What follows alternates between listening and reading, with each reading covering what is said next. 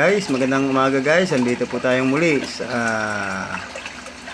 Tanay Rizal, Sitio Barangay Cayabo. Tayo po ay magmo-monitor guys sa mga nangyayari po ito sa barangay na ito. Tinitingnan po natin baka mayroon pong may nagpuputol pong kahoy ay ating pong alamin kung ano. Mas maganda po guys ay namo-monitor po natin ng maayos yung itong barangay na ito.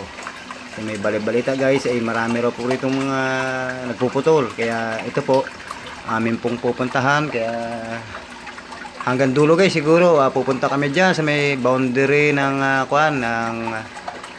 papuntang Santa Ines siguro, baka marating din po namin. At pagkatapos po pupunta na rin po kami, siguro papasyal na rin kami ng sitio may sawa. Titingnan din po natin doon at mayroon din daw po na kahit pa paano mga nag-uuling doon, kaya sisilipin din po natin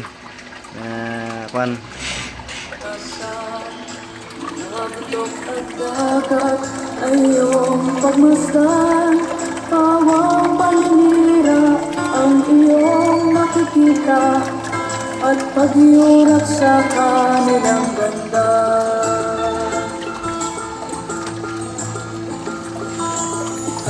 Pilipino, anong gagawin mo upang matigil ang paninirang ito? Huwag ipagwalang bahala ang inang kalikasan, pagkat ito'y ating kinabukasan.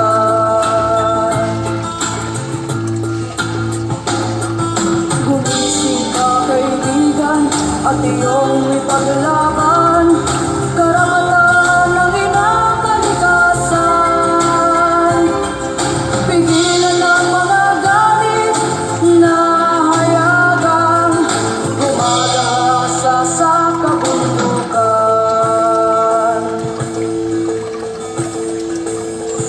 Diyos mga kababayan, para sa kalikasan ating itaguyod ang paglago nito. Huwag lasunin ang lupa, ang ilog at dagat at ang guys, napakaganda po ng lugar nila guys. Tingnan natin, sana po ma-preserve po ng mga tao to rito. Ayan po, ang ganda ng lugar, talagang probinsya guys. Sana wag na silang magputol. Ayan po, mga nyog, mga mangga. Kawawa naman po pag may nag-uling. Mauubos po yung ating kakahuyan. Ayan po, papunta na po siguro tayo dito na. Malapit na po tayo, tatawid sa ilog. Ito po yung yung dragon fruit. Ano po yata ito, kay Sarah Geronimo. Ayan guys, napakaganda, ang dami. Ayan. Ayan po, papunta na po tayo sa dulo. Ayan. Ayan pa. Isilipin po natin guys hanggang dulo guys, para ma-monitor talaga natin ang gusto. Kung meron ba talagang mga nagpuputol, pero mas maganda po sana na wala tayong makitang nagpuputol para ayan guys, tatawid na tayo ng ilog guys ha.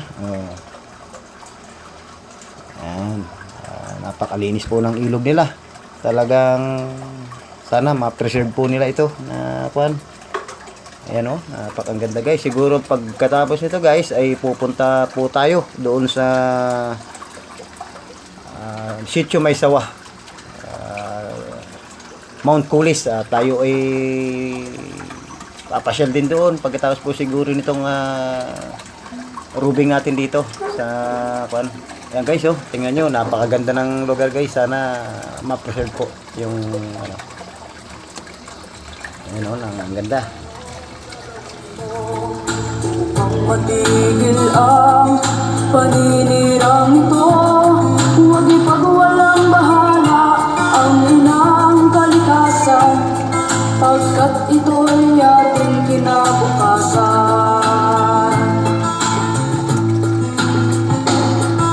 Gumising na kaibigan at iyong ipaglaban. Nandito na tayo guys sa Sitio May Sawa sa Mount Kulis. Yan po, ang napakaganda ng lugar. Ayan oh.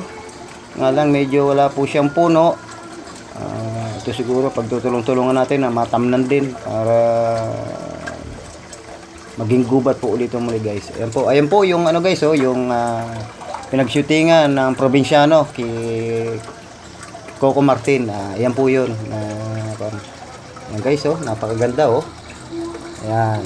lupa, ang ilog at dagat, Ayan guys oh. at ang hangin ating nilalangka.